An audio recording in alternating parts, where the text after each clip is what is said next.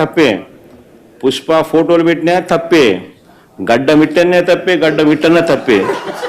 ఏంది స్వామి ఇది? ఏ ప్రపంచంలో ఉన్నాము? ఇదంతా డెమోక్రసీలో ఉన్నామా? డెమోక్రసీలో లేమా?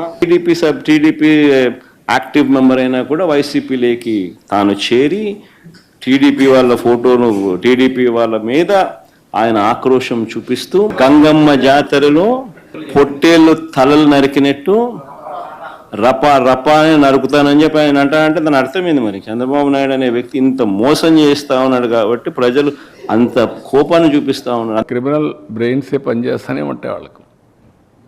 నరికేస్తాం, చంపేస్తాం, రఫాడతాం, రప.